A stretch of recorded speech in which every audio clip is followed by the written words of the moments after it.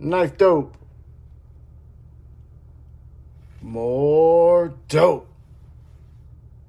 Come and get your fix. What's up, fuckers? Your boy's back with a fresh batch of dope. Blade Show dope. That's right, people. The hits don't stop. Got back the night before last. Today is Sunday, June 4th. And I got back Friday night. Blade Show is still going as we speak. I actually had all intentions of returning today. I actually had all intentions of staying on Friday night. But I had some lodging reservations or situations that kind of got pulled out from underneath me at the last minute. And I decided to come back to the house. 4-hour trip each way. Wasn't that bad. And it was well worth it. And we're about to get into it. But first, if you do enjoy the content, I'd ask that you would share, like, comment, and most importantly, subscribe, goddammit. It does help the channel. It does trick that algorithm. And it does help your boy to go viral. Okay, enough of that shit. We're going to get into it. What you see here in front of you are two things that I didn't find or know about until I was about damn near to walk out the building. And they would have come in so handy. First up would have been this floor mat. It tells me where everything's at. And I didn't even know these fucking things were around. Yeah. I still managed to get around rather good, rather well. But I would have definitely enjoyed having that map. And then if I would have known about this, I probably would have done a little bit of reading up and probably found some vendors that I wasn't thinking about seeing. But nonetheless, still had a good time. I did make some purchases. There were some good times and there were some bad times. And I'm going to talk about them both. Prior to going to Blade Show, I had one knife on my mind. One acquisition on my mind. I was hunting a McNeese Mac 2 Tonto rendition. McNeese has just started making some Tonto blades. And that was it. That's all I really wanted, you know. I'm at a point in my knife journey now where I am not buying so much off of instinct and just buying anything that looks interesting. I know what I like now. I know what I should want. I know where to spend my money, where to get the most for my value. All these things have taken time to acquire, but I'm there now. So like I mentioned, I had only wanted to get one knife. Unfortunately, that wasn't the case. Upon entry, I beelined over to McNeese Knives in an attempt to acquire this Tonto, but they were sold out. I think I got to his booth at about 11:27 to be exact, and they were sold out for day one. Now, he did something that some of these makers have started doing this year, and that is they are holding back product. And what I mean by that is they'll put out a certain number for day one, and then they'll put out a certain number for day two to attempt to keep it fair, so to speak. So when he told me he didn't have any left for day one, I begged and pleaded him to see where I was coming from. I told him that I embellished a little bit, told him I did a 6-hour drive and that I wasn't going to be there the next day, which was true. But he stuck to his guns and he said that he couldn't do it. I even tried to prepay and told him to just send it to me when Blade Show was over. It didn't work. So that was a bummer, you know. But they had some beautiful knives, and I'm still a fan of McNeese, and I will get that Tonto, I promise you. Next up was HEA. Now, this is my first HEA knife that I've got, which was a fairly recent acquisition, I think maybe 2 weeks ago at most. And this is the HEA Chief. I believe this was released in 2021 or beginning of 22. I just got it, and I love it. So I sought this company out. And unfortunately, it pains me to say that out of all the booths I visited, the HEA booth was by far the most underwhelming. You know, they had literally two products on display. They had a beard comb, a folding beard comb that was made in 14C28N. And then they had some knife that did not appeal to me in the least. That being said, however, the gentleman's name was Carl, and he was a good guy, man. He gave me his time, very polite, you know. But that's about the best I can say for HEA. This last one I'm going to talk about pains me the most. It's no secret that I'm a Spyderco hoe. I've talked about this numerous times. You can see through my collecting that I gravitate towards Spyderco and everything they do. And unfortunately for me, the gentleman at Spyderco, pardon me while I drop the top, the gentleman from Spyderco, full disclosure, was an asshole. He made me feel as if I was bothering him, you know. One of the main things too was they don't allow you to do any recording or any photos. I mean, I even tried the whole YouTube channel route. It didn't budge. It didn't matter. Obviously, I'm a tiny channel, so, you know, channels like Knife Center and Neves and all these other big channels, of course, they get, you know, preferential treatment because, you know, they got a big following. But I thought perhaps that Spyderco would have budged a little bit. But it's not even that much. It's not even that so much. It's just the way their attitude was, you know. And somebody I spoke to kind of, you know, shout out to Jamie from Blades and EDC. He summed it up best. You know, Spyderco's at a point now where they don't have to focus on customer service. They don't have to, you know, make that extra attempt to try to, you know, have a good relationship with the customer. They don't have to do none of that because people will still buy their knives no matter what. Similar to what we deal with Benchmade, you know, they don't have to go the extra mile because people are going to buy their knives regardless. So that was also a letdown. But enough of the bad news. Let's get to the good shit because I had a lot of good times. Even though I had that bad experience with Spyderco, I still had something on the agenda. And this was a recent unboxing that was incomplete. And that is the Spyderco Mule. When you buy the Mule, it's just the blade. That's it. Nothing else. I went ahead and picked up a Spyderco scales or handles for the Mule 15V. Nice contoured handles here with a good amount of texture. I'm digging this. I have none. I think I maybe got one or two fixed blades in the collection that get 0 carry time. Things about to change, goddammit. I love it. Absolutely love it. Got the Kydex sheath also. All USA made. Everything you see here in front of you. So there it is. That is the Mule 15V. So that was one acquisition I got. The scales, rather the handle and the sheath. Next up on my agenda was another American knife maker that, regardless of how you may feel about him as an individual, I love his knives, and that is Hinderer. And here what you see in front of you is the Hinderer Eclipse that has been modded. I had the regrind done on this one, and I had the flipper delete and the finger choil done. This is going nowhere anytime soon. This is one of my untouchables in the collection. I went by their booth and I didn't have much that drew me, you know. There's not much that I want from Hinderer. That's just where it's at. I feel that I have all I need at this point. But I did want to get something, so I did pick up something minimal. Even though that's the case, it still was about 30-something bucks. And that is the filler tab for where your pocket clip, your other location of the pocket clip goes. Doubt you'll be able to see this on camera, but I'll try to see if we can get it in here. I got the Battle Bronze, which is the color of my scales.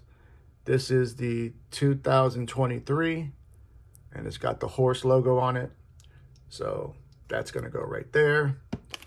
So that was my sole purchase from the Hinderer aisle. So right now we're looking at about, let's see, about 80 bucks. I'm just about over 100 bucks so far at this point. But you know, once I didn't get that McNeese, I was really, you know, I wanted something. I felt that I couldn't leave Knife Show without, or rather Blade Show, without purchasing a knife. It's weird to say that, but that's just really how I was feeling, you know. So I went by the CJRB booth, and you've seen this before. You know its name. But this is a little bit different. This is a Blade Show exclusive. That was a cool thing. You know, a lot of these makers and companies, they come out with Blade Show exclusives, you know, these knives that you won't be able to get anywhere else except for Blade Show. And that's what I have here in front of me. This is the Blade Show exclusive CJRB, wait for it, Echo. This is the third Echo I purchased this year, people. I purchased the budget version, then I purchased the Knife Center exclusive version, and now I have the Blade Show exclusive version. Now, what's different with this version as opposed to the other ones, we're looking at full titanium handles, no liners, button lock apparatus with the milled titanium pocket clip, stonewash blade, black hardware. It looks great. This came in at $100. Don't necessarily know that I really needed it. This was actually my last purchase before leaving the place. And I bought it. You know, what can I say? Do I regret it? Regret's a strong word. Perhaps this was an impulse buy. There I go with those impulse buys. But nonetheless, I do enjoy it. But I've been questioning myself since coming home. Was it needed? You know? This is the Knife Center exclusive version that I bought. Also has titanium bolsters with the micarta inlay. Satin finish blade. Also has a milled titanium pocket clip. Rocking the same steel. And this one was only 82 bucks. So, I don't know. It is what it is. Perhaps I may sell one of them or maybe gift one of them on my giveaway whenever we reach 1,000 subscribers. But we shall see. So that is the CJRB Echo. Now next up is a knife from Riot. But before I get into all of this, something I wanted to give a shout out to was all the positive experiences I had. You know, because there was a lot of them. I don't have business cards for all of them. First and foremost, I want to give a shout out to Devo. Kevin, Colin are pillars in the community. When it comes to the social media side of things, we already know Kevin is he's a monster with it. You know, he engages with the public. He's very open to feedback, and I didn't know what to expect in meeting them.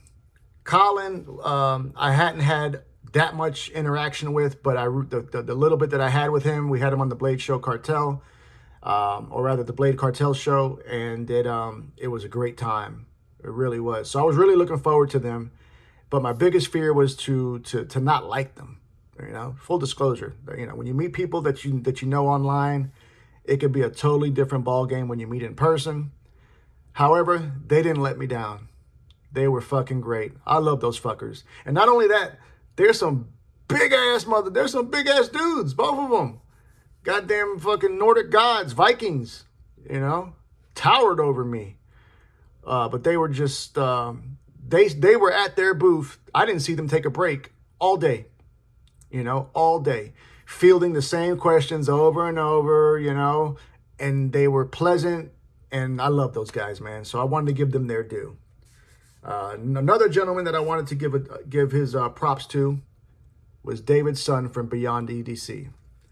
Now, this company was one that I had really never been really intrigued by their knives. There are a few that I like, that I'm interested in, that I've seen over the years, that are like, okay, you know, that looks pretty cool. But this guy, he was a gem. He was so open to conversation and telling me what was going on. It was a pleasant to deal with him, so much so that I think I'm going to start giving a couple of their knives a chance. So I wanted to give him his due.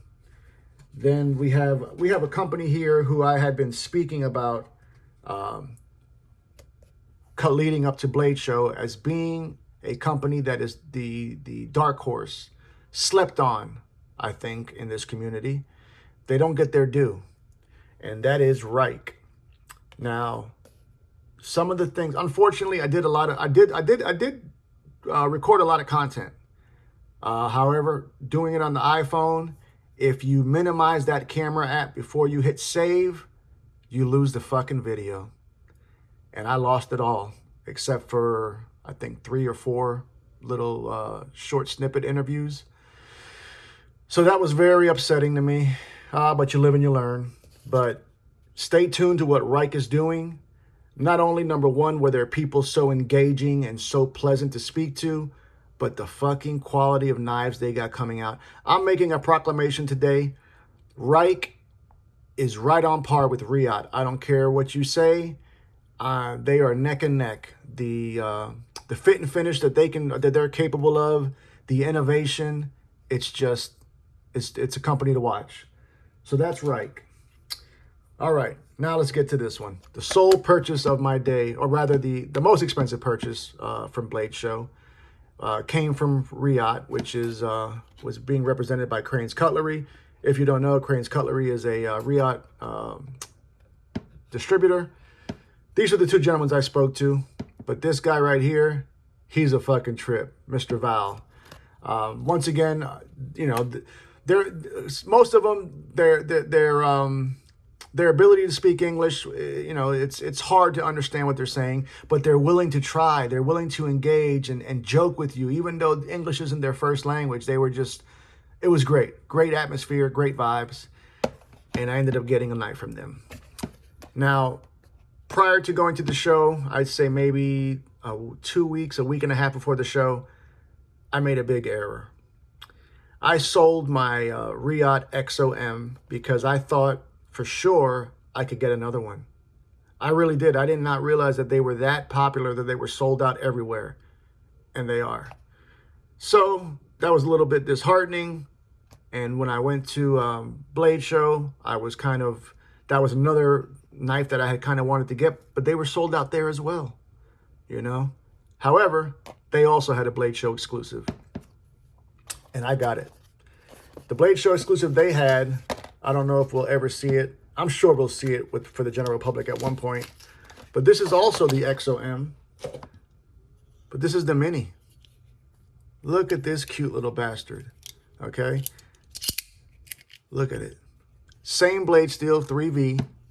I literally got this same configuration, but mine was the full-size XOM with the Tonto blade. This time around, I went drop point. We're looking at a sub 3-inch blade. I want to say it came in at like 2.7, 2.8, something like that. And I love it. Same amount. It still has that same, those acoustics we love with the XOM. You know, still the gravity knife still has that slide lock. Actually, to be honest with you, this slide lock feels a little bit more secure than my full-size XOM. The one that I had was a little bit more loose. This one is a little bit tighter, and it makes it just feel a little more secure.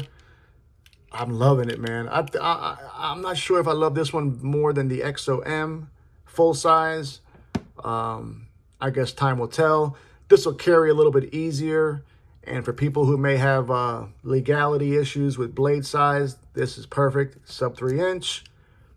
But yeah, I'm almost second guessing why I didn't go with the Tonto. I literally had the Tonto selected, and then the last second I told them, give me the drop point, or rather we call that a straight back. But that's what I went with. I'm happy with it. So yeah, that was the purchases from Bladeshow. Now I feel that wasn't enough. I kind of wanted to share some more dope with y'all. I think another reason why I didn't go too much more crazy with buying stuff is because I always got shit coming to the house. Always, you know, whether it's pass around, whether it's personal purchases, whether it's people, you know, wonderful vendors in our community who send me knives to check out.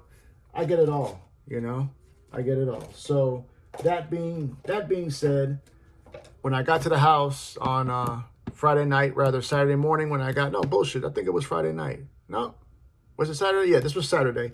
When I got back yesterday to the house after doing some running around, I had a mailbox that was full. And I'm going to share one of them with you guys. This one is from White Mountain Knives. I have not opened it yet, and I'm excited about this one. So let's Let's see what it is. We're going to use the Baby Banter for the unboxing knife. Still don't understand why White Mountain. I feel like when they tape these boxes up, it's just someone could easily get in it, but nonetheless, at least it's arriving here. Let's see, enough of the... This is a CMB knife. I've only purchased one CMB knife in the ever in my collecting history, and that was the CMB Predator, which was a great knife. It was a budget knife, but nonetheless, it was great.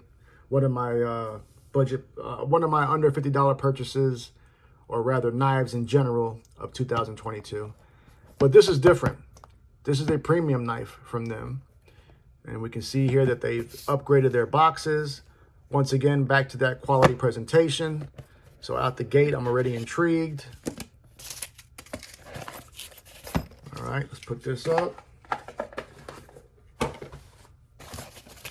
The pouch looks similar. Actually, this one, the material looks a little bit different. Looks a little bit more premium. I did ask White Mountain to, got a nice soldier rag. I did ask White Mountain to do a QC on the knife. And apparently they did, because it's open. So I'm looking forward to it being what it needs to be. But this is the Kawano Nagate. This knife was interesting to me. I had seen it on a couple channels, and I said, fuck it, give it a shot. Look at this. This is a Tiguas design. If you guys aren't familiar with him, he's a Japanese designer, legend in the world of knife making. Out the gate, I can see this beautiful, seamless fat carbon inlay. We've got nice step-down chamfering all the way around this knife, both sides, nice milling. Beautiful. It's a frame lock. This is also a smaller knife. Woo! D10 is dialed the fuck in. Look at this blade. This is what they call a crisp blade. If you guys aren't familiar with that. I mean, just look at that. Look at what it would take to make something like this. CMB is another company that people do not talk enough about, but I know that they also offer OEM services.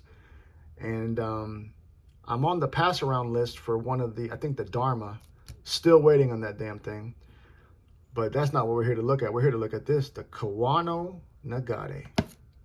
I mean, beautiful fit and finish, man. Absolutely stunning. I think the overall length on this one came in at 7.08 inches. The handle length comes in at 3.93. We've got a blade length coming in at 3.14 inches. Blade stock thickness came in at 118 thousandths. S35 VM blade steel is the steel with a nice blasted finish. We have the titanium handles with that nice, I want to call that, what are we going to call that? Carbon fiber, but maybe it's like an aluminum carbon fiber or something like that. I don't know. Frame lock is the locking mechanism. That titanium clip is tip-up carry. Front flipper, and the overall weight on this one came in at 2.57 ounces. Quickly, before we get out of here, I'll just put up a couple of knives for some size comparison to give you all a better idea of the size of this thing. First up, the Devo Pony Stout. So we can see there that the Kawano Nagate is just a bit bigger than the Pony Stout. Next up, let's get some American vibes in here. We're going to talk about the the Benchmade Mini Presidio 2. So there you see the sizes compared to those two. Let's do two more. God damn it, two more. I'm going to do two that we should all be familiar with at this time. The legendary Penguin. Unfortunately, I didn't go by the QSP booth. They have not been really releasing anything that's intrigued me or that I was interested in seeing. So I just decided not to go by there.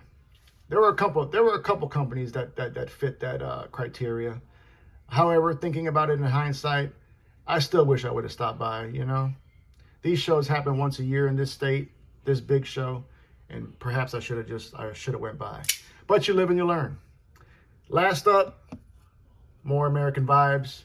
Still love me some Spyderco, even though I was turned off from the interaction with them. Nonetheless, still love their knives, still have a shit ton of them in the collection. And right now we're looking at the Para 3.